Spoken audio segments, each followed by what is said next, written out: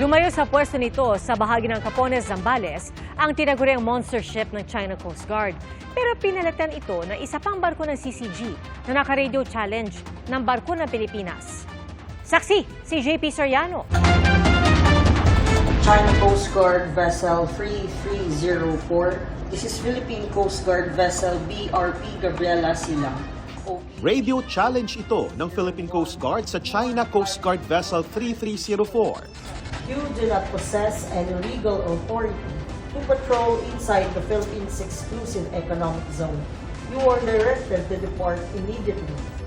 Namataan kasi kaninang umaga ang barko ng China, 60 nautical miles mula sa coastline ng Capones, Zambales. Agad namang sumagot ang China Coast Guard.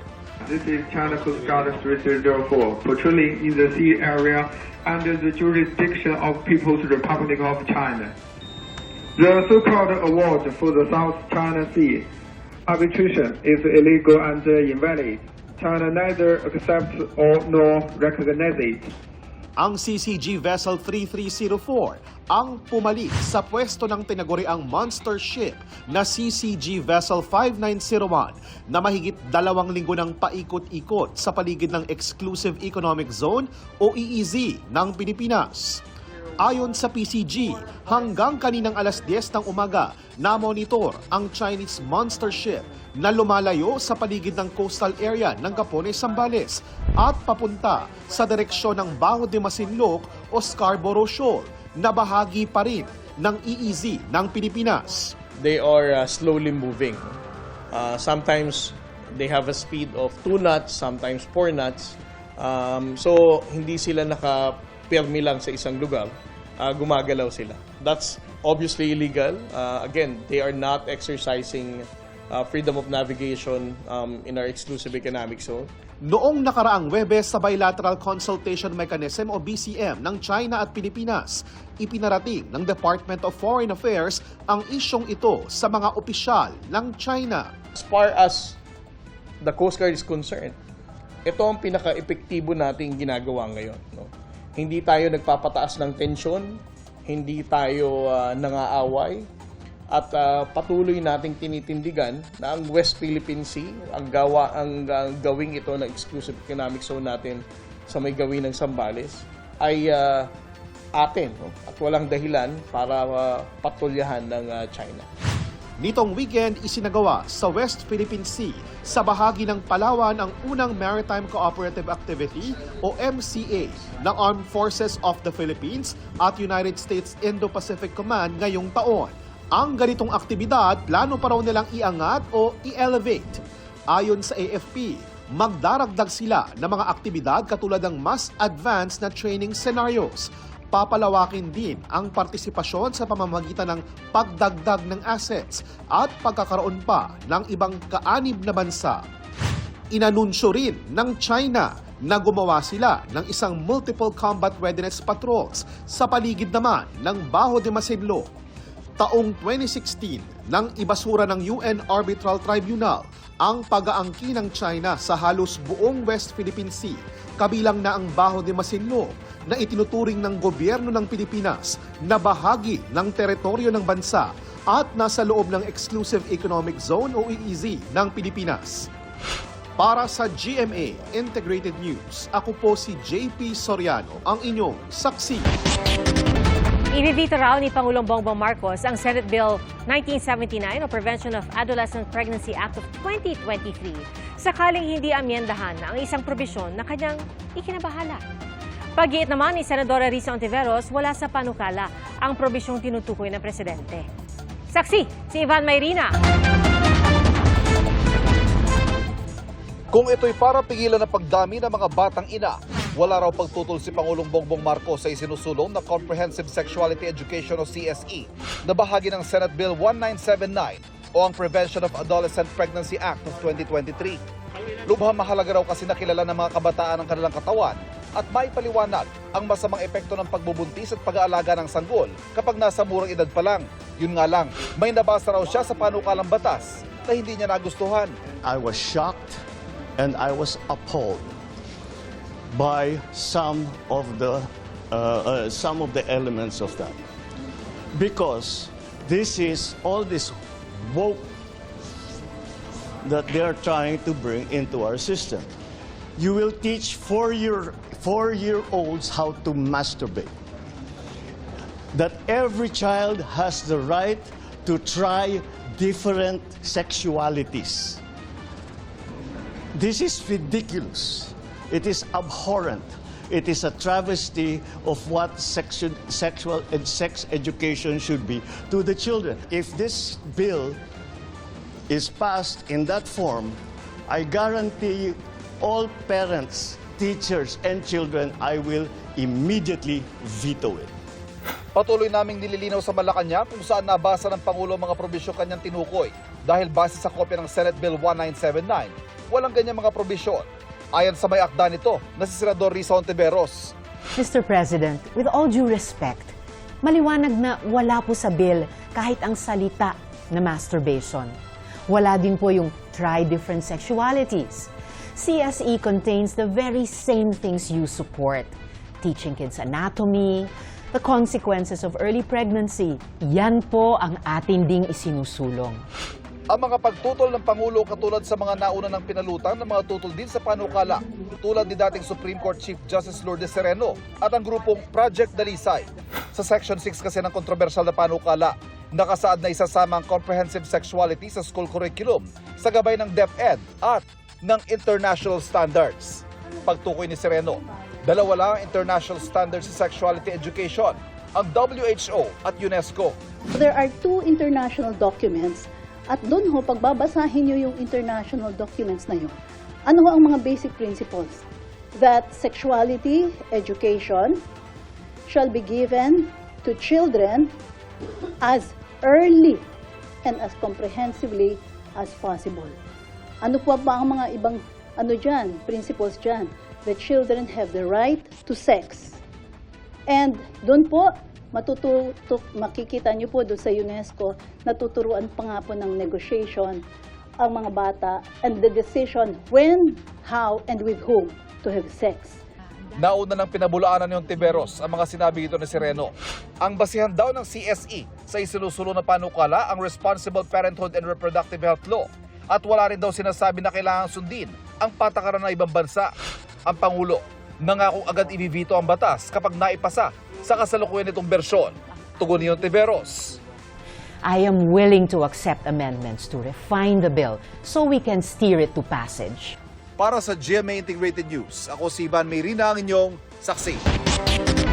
Ilang oras lang matapos ipatupad ang TikTok ban sa Amerika, balik na agad ang serbisyo nito. At kung sakaling sa Pilipinas nagkaroon ng ban, ano kaya ang magiging epekto nito sa ating mga kababayan? Saksi, si Nico Wahe.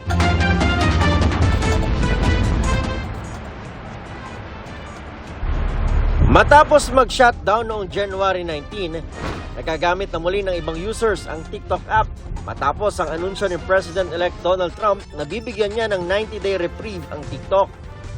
Pero ano nga bang dahilan bakit nagpasa ng batas ang Amerika para i-shutdown ng TikTok application? Una, Chinese firm ang may-ari ng TikTok na pwede raw magkaroon ng issue sa data privacy. Dahil nga daw nangangalap ng sangkatutak na personal information, personal data, ang isang social media platform tulad ng TikTok, at merong national security law naman ang China, kung saan lahat ng mga companies, tech companies in particular, doon sa kanila, kung kailangan ng gobyerno nila ang impormasyon na hawak-hawak ng mga platforms na to, in the interest naman of national security nila. At pangalawa, banta sa national security ng Amerika. Maliban doon sa mapapasakamay ng Chinese government, yung personal data ng US citizens, US users, maaari din daw kasing gamitin yung, dahil sa popularidad ng TikTok, maaaring gamitin yung platform na yun para magkalat ng propaganda. Kung nabande ng TikTok sa Pilipinas, malamang naapektuhan ang content creator na si Sarah. Kalahati daw ng araw niya ay halos sa TikTok niya ginugugol, lalo't kumikita rin siya sa TikTok.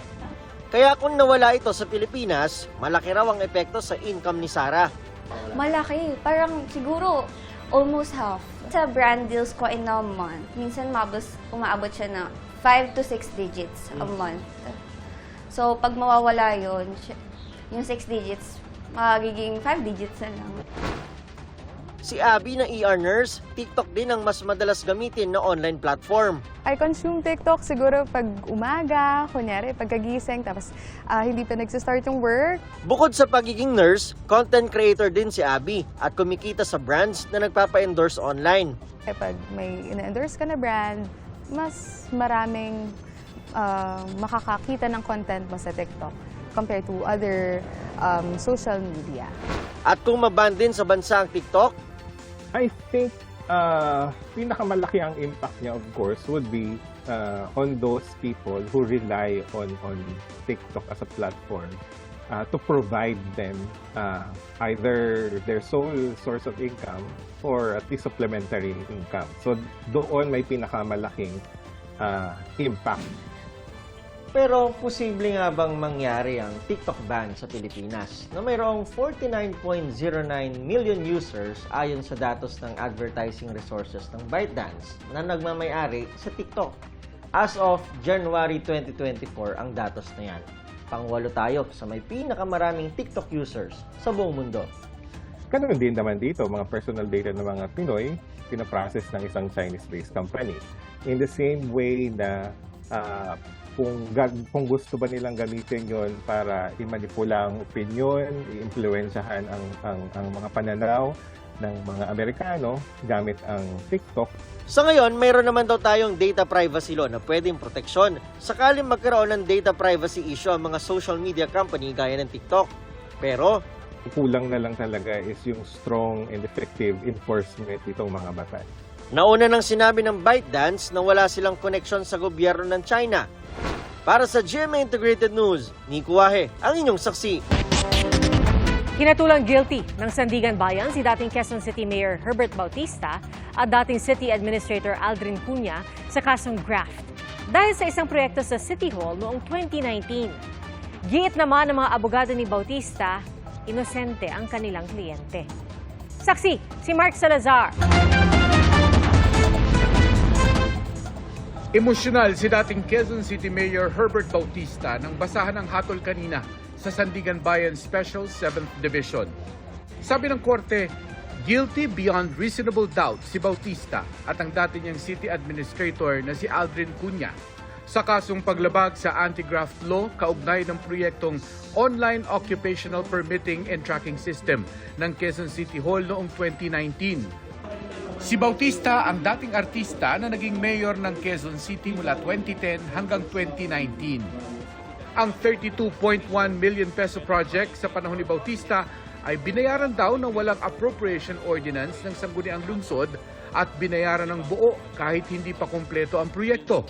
Bilang parusa, ipinag-utos ng Sandigan Bayan na makulong sina Bautista at Cunha nang hindi bababa sa 6 na taon at 1 buwan at hindi sosobra sa 10 taon. Pinatawan din sila ng perpetual disqualification para magsilbi o manungkulan sa gobyerno. Sinubukan ng GMA Integrated News na kunan si Bautista at si Cunha ng kanilang pahayag habang palabas ng Sandigan Bayan pero tumanggi na sila. Sa isang pahayag, iginiit naman ng mga abogado ni Bautista na ikinalulungkot nila ang desisyon ng Sandigan Bayan. Inosente raw ang kanilang kliyente at wala raw ginawang paglabag. Wala raw ni isang sentimong napunta kay Bautista galing sa proyekto. Wala rin daw sinumang natihado kahit pa ang Quezon City government dahil napakinabangan naman daw ito ng lungsod. Naghahanda na raw silang iapila ang desisyon. Samantala, sasailalim sa provisional liberty o mananatiling nakalaya sina Bautista at Cunha habang inaapila nila ang desisyon. Para sa GMA Integrated News, ako si Mark Salazar, ang inyong saksi. Mga kapuso, maging una sa saksi. Mag-subscribe sa GMA Integrated News sa YouTube para sa iba't ibang balita.